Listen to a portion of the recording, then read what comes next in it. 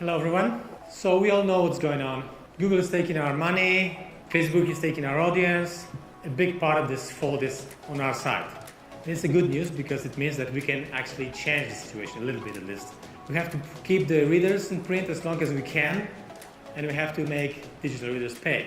The problem is we don't believe in print anymore, yeah? We're gonna lose something important. The status of print products now is very bad. I'm very critical to it. We're still printing the stuff that looks like 20, 30 years old. Yeah? So what has to be done? The first thing is sophisticated typography.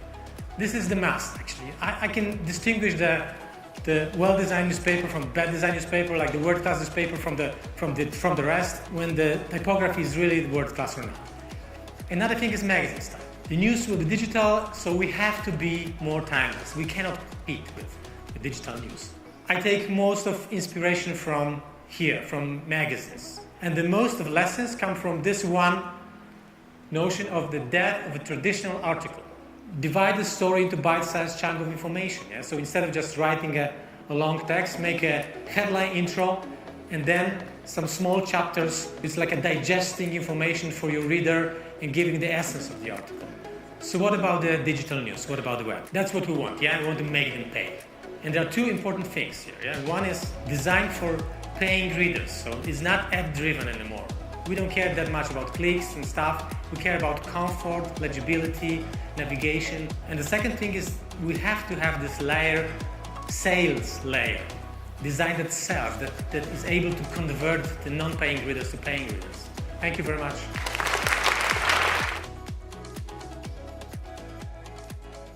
I'd like to introduce Jacek Utko.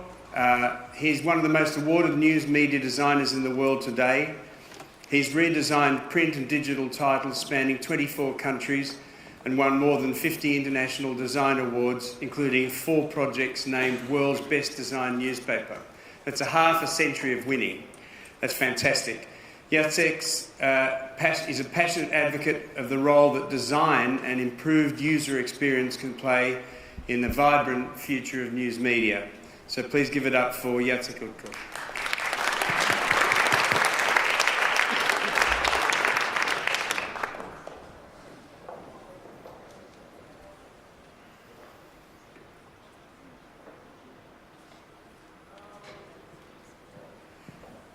Okay.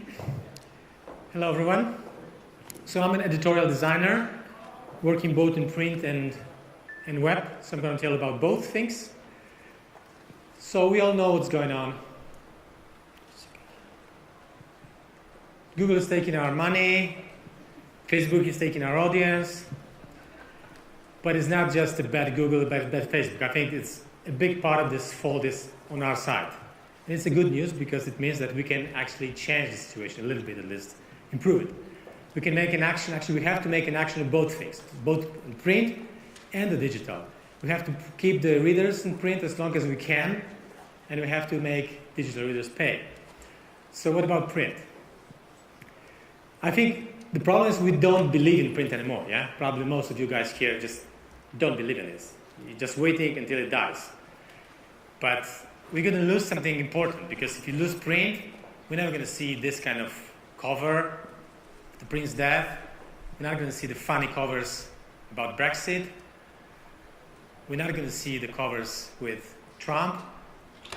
Yeah, because all these things that were so much shared and commented, it doesn't come from digital. It comes from print. It comes from very traditional, old-style magazines. This is one of the probably best covers in the decade, in my opinion.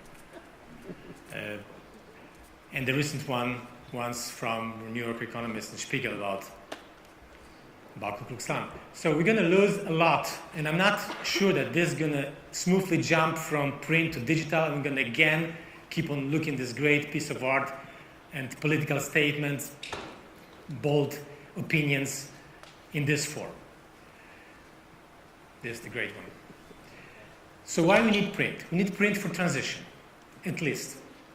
From print money to digital money, or at least, or the best would be to have both, so then we can decide which platform we deliver. And the question is, we need the print revenue high, so do we really need the print quality high? Because I've seen many places, I travel a lot, The people just don't care about print anymore. Yeah, they put all the effort into digital. I know some guy that almost started, the editor-in-chief and CEO of the company, almost started to treat a newspaper, printed newspaper, like a newsletter. Yeah, he puts all the effort into digital, and then the digital guys just making some kind of simple pages like a newsletter, print it out, put to kiosk and sell it to people. And this actually scared me because I just realized where we're facing, where we're going. The status of print products now is very bad. I'm very critical to it. There are some exceptions, of course. They're amazing, beautiful, and on the high level of development. But the average level of the print products is really, really bad. In the times of all these, technologies that Al was talking before, singularity, VR, AR, artificial intelligence, when the speed of change is like this, we're still printing the stuff that looks like 20, 30 years old. Yeah, it's quite amazing, actually. So what has to be done? I'm not sure if I have a recipe for the perfect newspaper of the future, or at least the newspaper of this transition period. But as you know, I have some experience on that. The two newspapers I designed recently were named European Newspaper of the Year, and 4 of them were named World Best Design Newspaper. And actually 2 of them were named quite recently as the World Best Design Newspapers. One in 2015 from Belgium, De Morgen, and another one from Holland, Amsterdam, Het Parool. So this is quite recent acknowledgements. So I kind of more or less know what makes sense and what's not, at least from the design point of view. So I'm going to show you some examples from the things I was doing, and also from some other things. The first thing is sophisticated typography. This is the must, actually. I can distinguish the well-designed newspaper from bad designed newspaper, like the world-class newspaper from the rest, when the typography is really world-class or not. And in many places, it is not. It's kind of like just good, and good is not enough today. Typography makes a huge difference. Yeah, like if you really put effort into this, and trust me, you can learn typography probably after 20 years of doing it, not before. So don't hire a guy that's 25 years old because he will not do the job. Sorry. I learned just recently, probably a few years ago, I can say I more or less know what's going on about typography. I'm for 25 years in this business. So before I was doing really things I don't like now. So all these sophisticated details and features must be there. And I really like, the older I am, the more I come back to the very old, traditional, old-style typography. So I'm using a lot of serif fonts, and I like to combine this classical-looking typography with a little bit more modern layer of graphics, sometimes a little bit out-of-the-box graphics. And I really like to contrast it with the modern infographics. Yeah? So when you see this traditional serif fonts next to some cutting-edge graphics, it's a really nice contrast, and it feels eclectic. And eclectic is good now. We want to be eclectic. Another thing is magazine style. The news will be digital, so we have to be more timeless. We cannot compete with digital news. I take most of inspiration from here, from magazines, mostly American magazines, not from newspapers. Newspapers are, from the creative point of view, dead. I don't see anything interesting there. So we can learn a lot from magazines. Yeah, it's actually very easy. And the most of the lessons come from this one notion of the death of a traditional article. There was a point of survey, I think many, many years ago, about they showed traditional news page and the more visual page that was not traditional article, but just the set of the chapters, paragraph about the topic. And then the readers said that they remember double as much information from the other presentation. It means that the non-linear bite-sized chunk of information is much more effective to increase its understanding of the text. And it was several years ago. And what happened since then? Nothing. Nothing. We didn't do anything. We still believe in this 19th century model of headline, text, photo, and 99% of the pages looks the same. But it's actually very easy now to read it on any small device. You don't need the paper for this. That's why the newspaper lost its charm, because actually anyone can do what they do. But there are more ways to tell the story. I'm not telling you have to get rid of all of these traditional articles, but we have to mix to get some diversity in the look and feel of the newspapers. Very simple, like listings, yeah? To put the numbers into your story. Many magazines do it for years. Now newspapers are doing more and more. Divide the story into bite-sized chunk of information. Yeah? So instead of just writing a long text, make a headline intro and then some small chapters from the story. So it's like a digesting information for your reader and giving the essence of the article. Or like this Legoland story, just make a structure of the article that is very disciplined, divided into small parts, easier to understand. Or this one is my favorite one, like a table-style article. You have, for instance, in this case, you have two ladies from some startup companies comparing their vision, yeah, what's innovative, what she's doing. So this is again like digesting, taking information, digesting for the reader, and giving just the essence. It's a very fast way of reading any kind of information. Why we don't do it? Because it's hard, because it takes more effort, because it's not easy to do. This is a great example, in my opinion.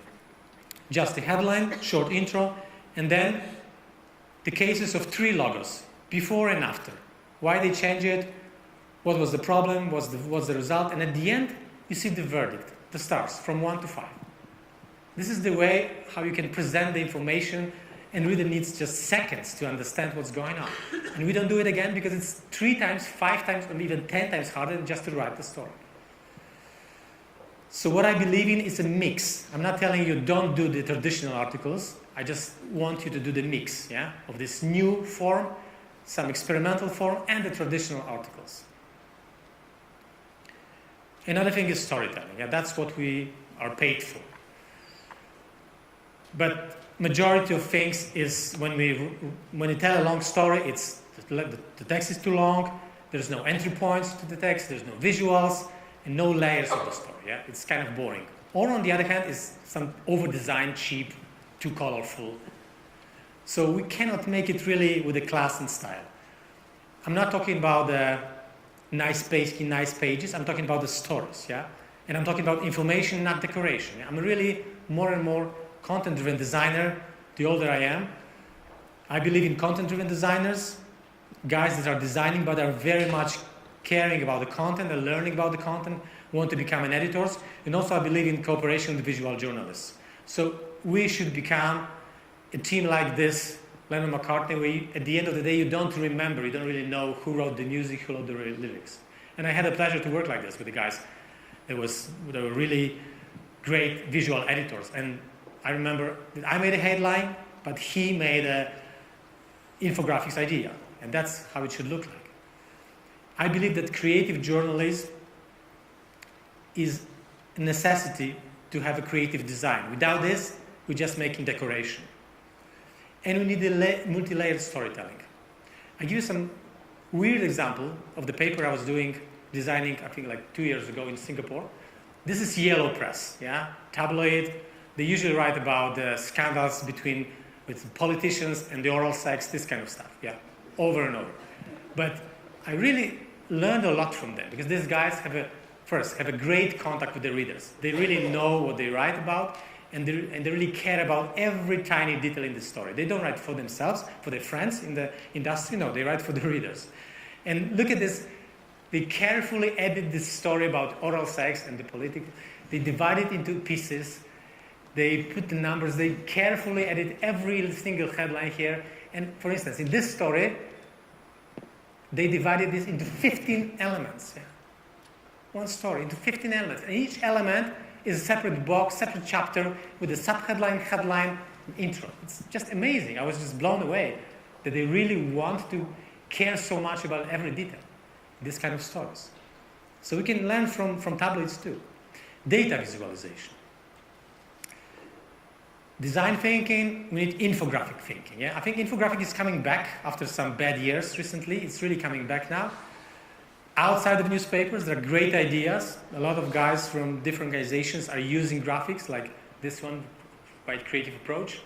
But thanks God, there are still people to do the amazing stuff in the newspapers. Like Carlos Monteiro from Portuguese e-newspaper, around elections, they decided to print a profile of some politician, and this is a spread of the newspaper, and basically they decided to print him in one-to-one scale, in actual scale. So they made several spreads and just printed him like this. That's a thing that the readers will remember, yeah? They cannot just flip it and go to the other page. You cannot. You have to stop and read it because it's so strange, it's so creative.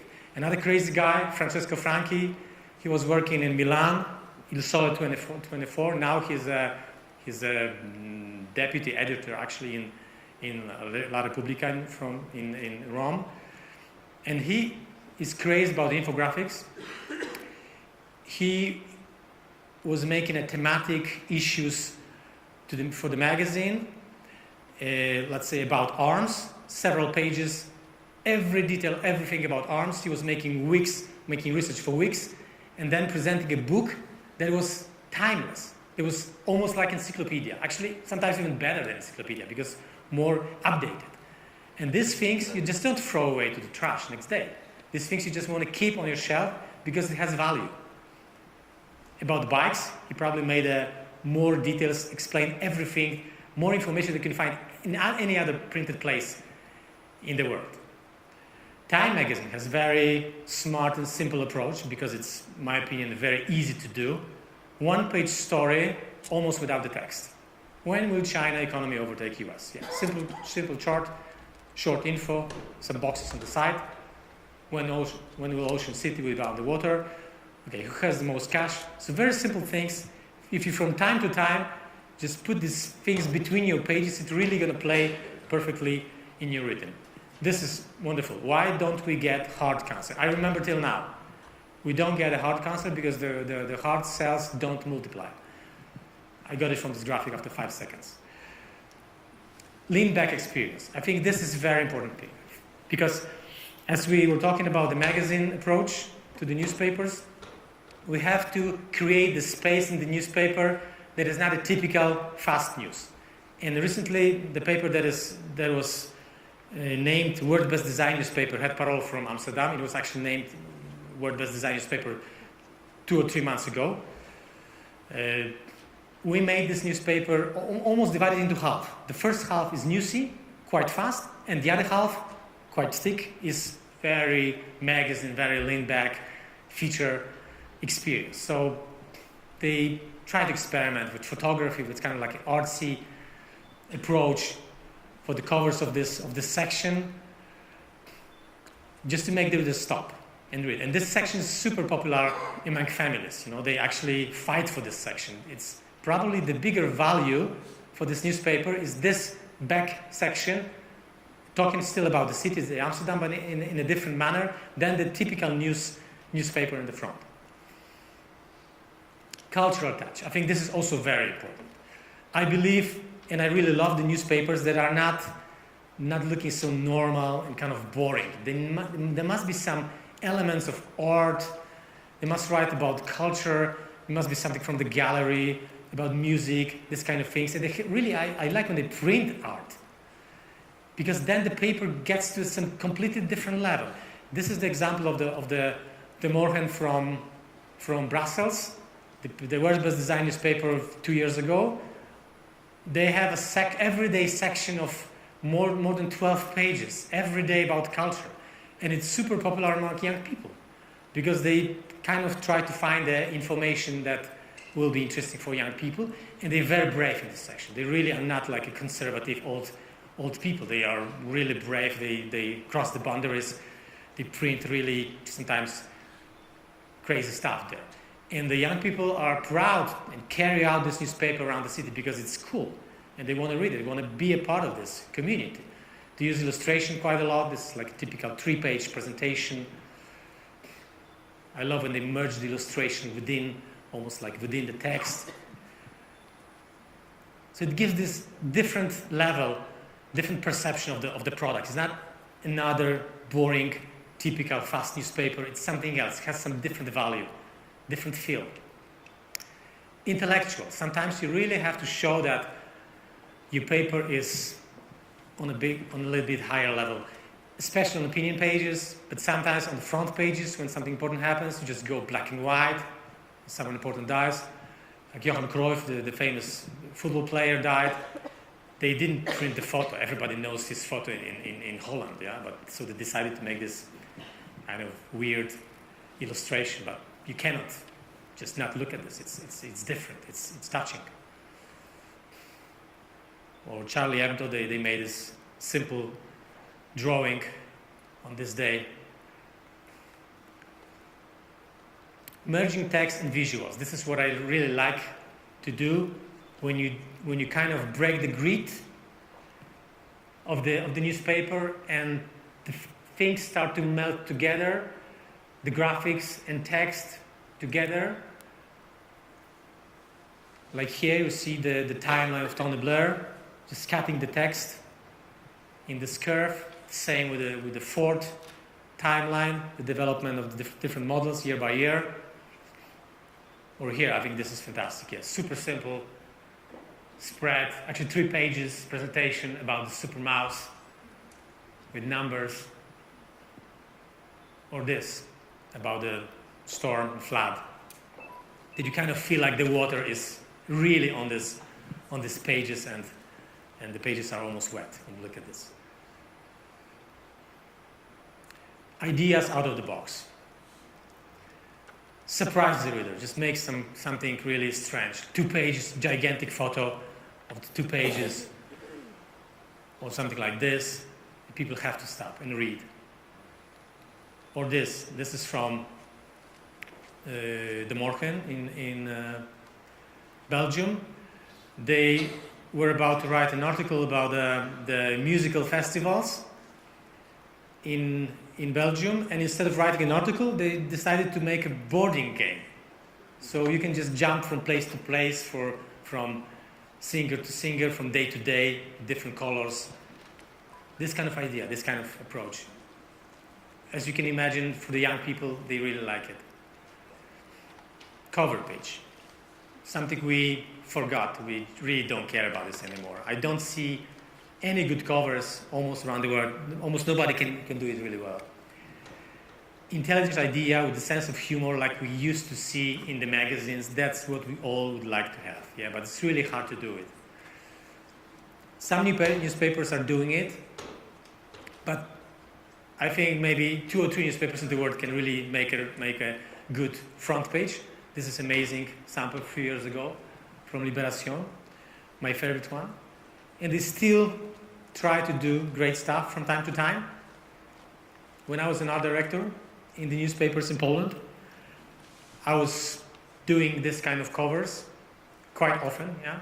And I'm telling you, in the small organizations, when you don't have a big newsrooms, it's easier to do, yeah. We're doing these things within 3, 4, sometimes 4, 5 hours, every day almost. It's very simple. It's just about the concept. It's just about idea, like a poster. But the real master of this comes from Spain. Yeah?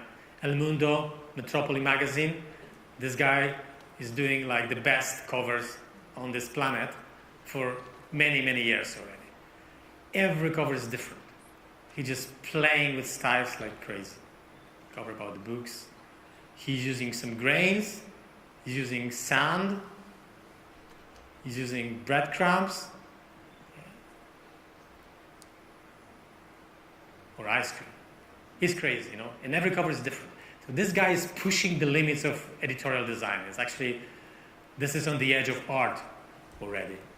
I'm just showing you this to tell you that the editorial design is not something what you think it should be. No? It can be almost anything if you're enough brave and creative.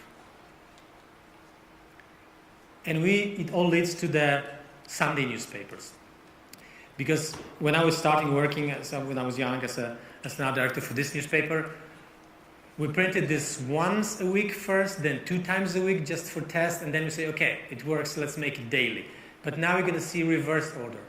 Now some publishers will start to close, they already started to actually close Monday, Wednesday, some newspapers within the week, and then at the end we probably end up with a one newspaper a week, which should be a weekend newspaper. We print it. It's going to be thick, a lot of magazine style, a lot of feature stories, different definition of relevance in this newspaper, and of course we end up with a digital news 24/7. So what about the digital news? What about the web? That's what we want, yeah? We want to make them pay. So you say mobile first, and I would maybe call it what we're doing, subscription first, yeah? So let's talk about subscription first design, because that's what we have in mind. And there are two important things here, yeah? One is quite obvious, but I will remind it. Design for paying readers, so it's not ad-driven anymore. We don't care that much about clicks and stuff. We care about comfort, legibility, navigation, these things that readers feel comfortable reading our product. And the second thing is we have to have this layer, sales layer, design that sells, that is able to convert the non-paying readers to paying readers. So these are crucial things. Again, when we design from small screen to big screens, I think, of course, the small one, 480, the phone is the most important because this is the common platform for majority of our users now, but in the future even more. And I also look at the biggest screens, yeah, for this niche professionals that have bigger screens because it gives you much more opportunities to sell the story. So priority, looking at this, would be a mobile article page, yeah, because article page is now more important than the home page. So that's a typical page from Garden. And again, simple things, yeah. You have to look at the body text font and the size of the body text font and legibility of this, yeah. You can't imagine, but many people still are making too small body text fonts in their publications. And many people have problems with this. I'm having problems reading small fonts, and our readers that are 60 plus sometimes just don't read the things online because they can't simply read it. If you make an article page, the start and end is important. At the start you have some things like headlines, social media, and at the end you have usually recommendations. And in those 2 points you can win a lot and you can lose a lot. We have editorial toolbox. For instance, photo gallery. When you click on the photo and get to the special area with the more photos, with the photo gallery and other things. This is a sample from LA Times. And they believe that if the reader gets to the special area, there's a chance he stay longer and click to the other places. Also, they care a lot about videos. They put a big choice of videos connected with some recommendation texts. So you have a choice. You have many things to click at. Okay, quotes are simple. That's classic. And social media also, you also use it quite a lot, as I notice. Recommendations is the key. I think these are to be or not to be. This is classical thing. You do it either small or big, half screen or full size at the end of the article. But inside the text, in the middle of the article, I think this gives us a better chance to convert. And guys from LA Times are doing it very well. I think they started this some time ago to place these items just in the middle of the text. Looked in the beginning a bit tricky, but I think it's working very well. And they're giving a lot of places like this within the article and gaining readers' clicks. Sales toolbox. It's about sales-driven design. Classical thing. The places when you can subscribe. And I think here LA Times didn't do the great job because these blue boxes are looking, design of it is something that I want to close immediately. That's a design, I don't want to leave it on my screen, I just want to close it right away. The New York Times guys are doing it slightly better. Look, this is more like incorporated into design. It's, if you just put some interesting information on this, the chance that I'm actually do some action with this box is bigger. So really, you have to hire people that are UX designers now. It's more important than just designers because they have to design all the small interactions. When this box appears, what happens after a few seconds, these things are actually crucial. And the line between the work done well and not well is very, very tiny. So Save Toolbox on the desktop, this is a good example. It's very aggressive, in Economist, but it's a part of the branding. So you don't feel like this is some additional extra element that you want to get rid of. This is like a part of the design. So that's a plus. And also you can get an extra layer and you can see some more information that maybe grabs your attention. This thing I wouldn't recommend because it's something that, again, I want to close right away. This provokes me to close. So no matter how good offer it is, it's something that actually feels a bit annoying. This is a good example from New York Times. At the end of the article, after recommended stories, you see kind of subtle advertisement of different types of subscription. Good example, in my opinion. So that's a challenge for designers and for you, to make it effective, but not annoying, not provoke reader to run away from your site. And some elements are must. So if you look at the New York Times top bar with navigation, of course on the left you have a menu, homepage and search, but on the right there are things that are must. It's about subscription, about social media, and about saving for later. Some people like to save things for later. I'm saving for later myself. New Slow and Grid. Traditional grid that is working very well for Daily Mail. Looks ugly. Of course, this is like one of those ugly designs that converts very well and works perfectly, and probably I wouldn't change it because it works so well. They give you like a few meters of the additional stories on the right column, and in this case, this right column works. But in many other cases, the right column doesn't work. And I've seen a lot of your news sites use column grid. You have like a main column and then one or two columns on the right, and they usually don't work. Because I've seen it in many places. If you put the good stories on the right column, nobody almost clicks for a day, and then you move it back to the center, it becomes a hit. I've seen it many times. So people are avoiding right columns because they think this is not a serious content then. It's kind of advertisement. So they learn to skip it. So be careful with the columns. That's why the guys in Scandinavia don't care about columns. They put, this is like a tabloid content. They put the full width stories. They don't have a traditional structure. They put stories from left to right. The other guys, CNN, they're using very simple mathematical grid, 3 and 4 columns, just divided into very simple columns.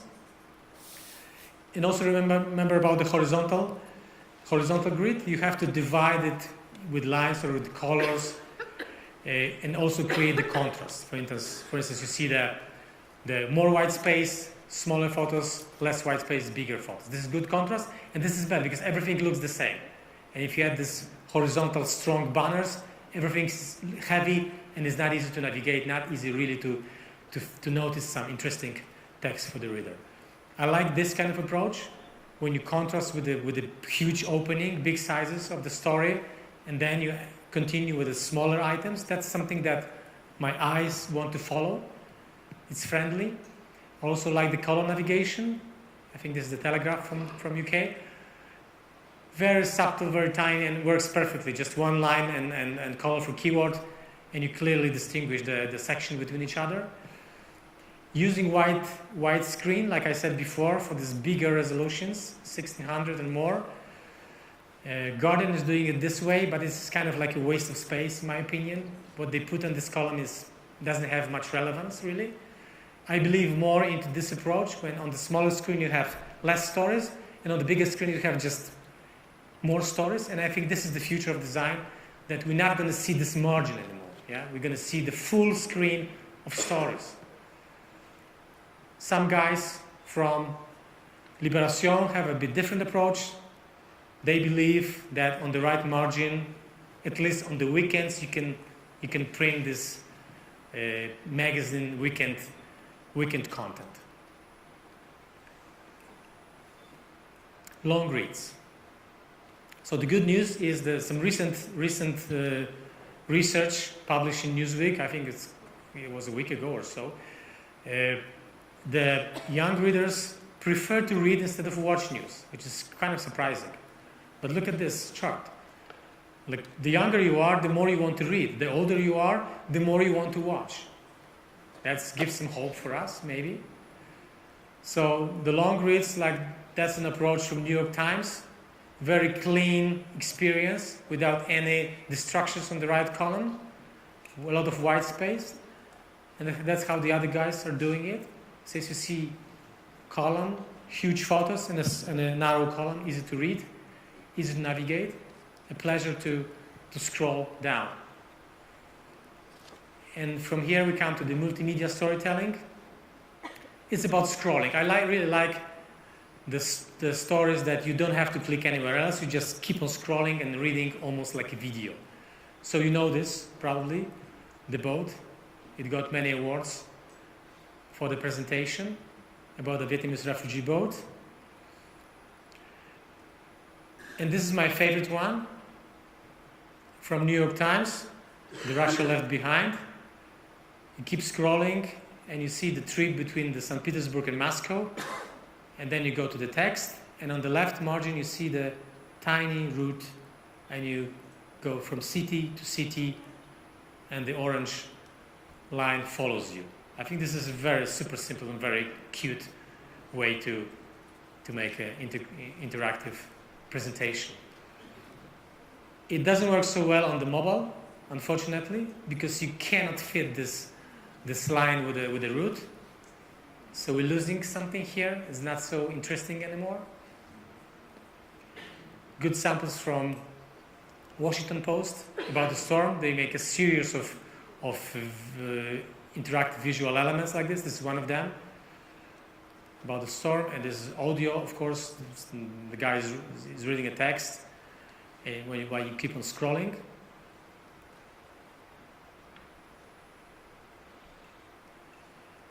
Very interesting sample from Die Zeit from Germany, divided nation of the East and West Germany. So you scroll down and you get to the moment of infographics, and you cannot go down. You have to, when you scroll, you have to read all the graphics they presented for you. And when you finish, you can again go down until the next stop. And again, when you scroll, so it's really very easy. You keep on making one move, and it navigates you through either horizontally or vertically. I'm inspired by the parallax scrolling. My favorite site comes from Sony.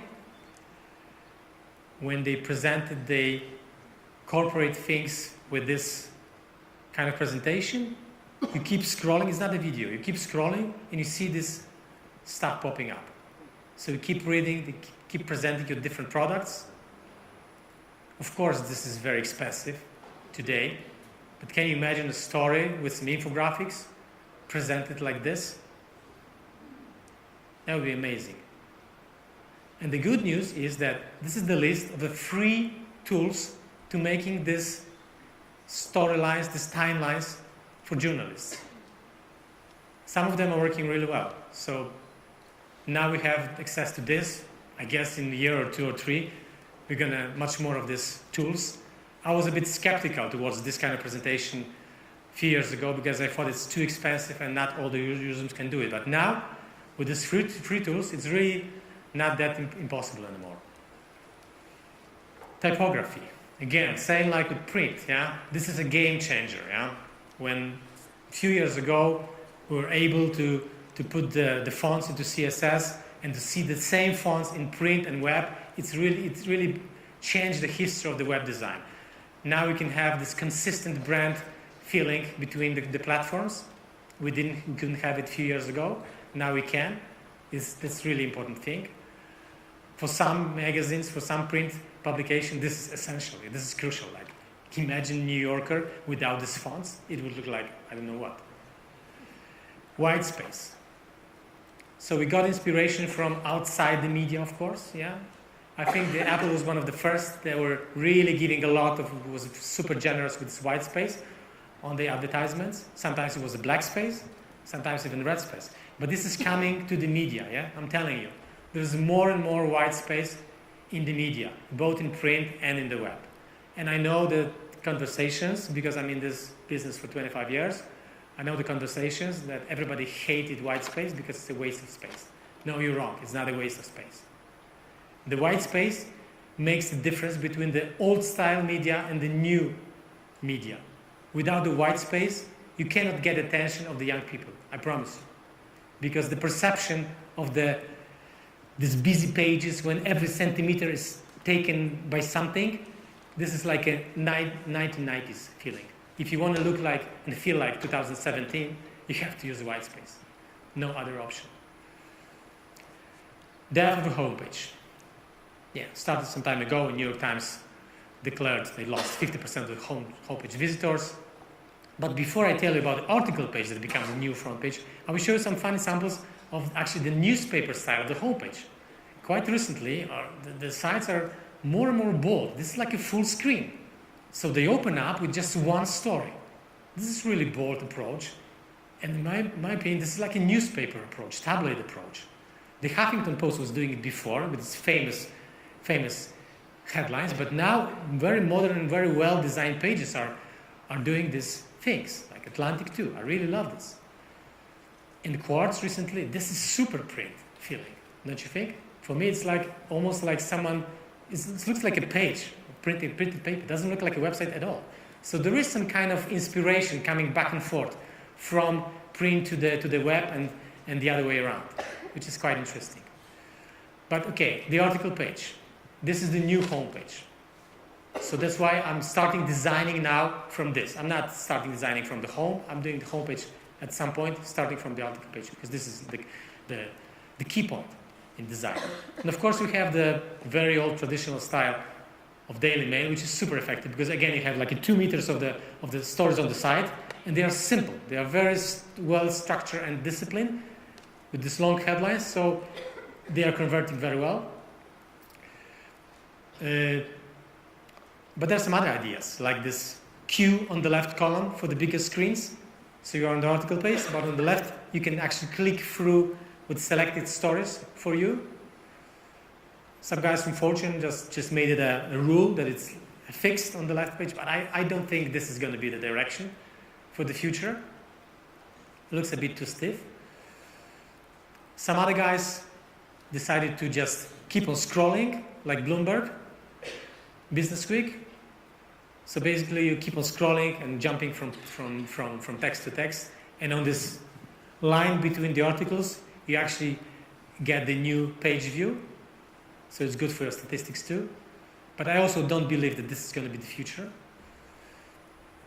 The future is to make a recommendation as well as we can. This is hard to be or not to be.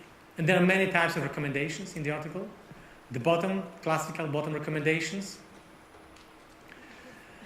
Sometimes they are really big, and this is the trend, yeah? So not like some small things without the photos, just things. No, huge photo. Like this is like half screen. Gigantic photo, long text. So these are items below the article, recommendations. That's the direction we can go. And top recommendations, I'm a bit still skeptical here, but I kind of like it more now because that doesn't take much space, and if you make it in a subtle way, design it well, can be another chance for readers to find an interesting story. But in-text recommendations are, in my opinion, the most important. And again, guys from LA Times do it best. They merge the additional stories in between the text, and it's kind of converting really well because it's kind of hard to miss it. They're putting different types of elements, different types of stories into the story flow. Even comments from the readers can be there. And when you click on this, you don't get to the one text. You just get to the special page called related content. So again, it's an idea to kind of drag you into the special zone that you can have a chance to to click into more articles. That's like pretending to be another front page of the publication. So you have to design this micro interaction. You have to think about these things, hire the UX designer. It's very important. Like for instance, in the New York Times, when you are on the article page and you kind of don't know what to do, you put your mouse at the top, somewhere in the left area, but you don't click anything. You don't even go to the menu. But they notice that the guys that are making this move are undecided, so they immediately display the menu of all the sections to you. So you can have a chance before you close it, before you go somewhere else, they give you another chance to click to some other story. So this is again like designing the micro interaction, and you need some UX designers to really think about it in a creative, smart way. And the storytelling tools, it's about rich content, mixing multimedia channels. I think Independent is doing a good job here. They almost always give you big choice with different types of media, different channels. They mix it in one story. So they give you the related, the photo gallery, a lot of videos, and you see on the right page it's also very active in the other stories that you can click. So this is one story, and you see already like several breaks for the story, many chances to stay on the page, to go somewhere else. So mixing channels, mixing video, text, photos, graphics, social media, just text and photo is not enough these days. That of a menu, that's maybe a small thing, but this is the menu that we experience now. And many papers like New York Times and often Post and other guys are having this vertical menu now, which is quite effective. But the very recent trend is actually something else. The guys from UK are making again a menu like a kind of very minimalistic, simplistic piece of text. So it gives me the idea that maybe the menu will not be that important in the future, that they want to almost treat it like impressum at the bottom, the footnote at the bottom of the website. But some other guys from French, because they want to be different, they do the opposite. Yeah? Some really great ideas in Libération. So this is the menu in Libération. So this menu is almost like another homepage. You have plenty of interactions, plenty of moments to click on, different sections, different stories. So they really invested a lot into this. I don't have information how this converts, if it's working or not. Mobile graphics, something that I want to show because there are so many mistakes about it. And mostly it's about giving too small graphics, too small text, impossible to read. So, great source of information, the World Economic Forum. I'm reading them quite a lot. Very interesting stories, very interesting graphics. But they really don't know how to make infographics on the phone screen. Because they give you this, and you cannot enlarge it. You just cannot enlarge it. And if you put the phone horizontally, it's still there. Still like this, because some designer thought that maybe we should keep this margin. So this is like the example of real stupidity. You know what I'm doing? Actually, because I really care about the content. So I started to make a screen of my phone and then look at my photos and enlarge it and read it. You know, this is really crazy. And such serious guys that make a great content, and actually this is well designed. And they cannot change this stupid mistake. This is quite amazing. So I'm showing you this just as a kind of like an alert. Don't do this stupid mistake, you know, because I see it quite often that you give the graphics and you cannot read it. Like this is some sample from Poland. This guy are making really nice infographics on the mobile and do it quite a lot. And look at this. It doesn't take 15 minutes to do this. It's probably someone spent hours on this. And again, it's too small. It's just too small. Phones are too small. There's too much information, too small elements to read, to digest information. So don't make this mistake. Simplify the mobile graphics. Make it less than on the other platforms. Make bigger fonts. Make bigger elements. And at the end, we're going to face this, yeah? The death of the, not mobile first, but the death of the mobile. Yeah, because this guy said, people first now, not mobile first, because he cares about artificial, AR, VR, conversational interface, because I think he noticed some limitations coming from the screen. And we can't keep going on this because you cannot do much on the small screen. And when this is going to happen, it's going to mean the end of the GUI, the graphic user interface, and at some point it's going to mean the end of the design, as we all know. But this is the topic for a completely different presentation. Thank you very much.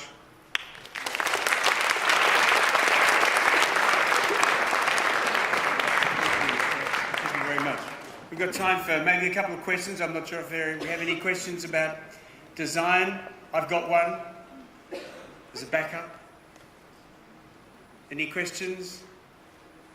Before I let you go, Jacek, I just want to ask you, you mentioned about print being important for transition and important for feeding design ideas for the screen. Why doesn't it come the other way, if that's what you're saying? From the screen to print.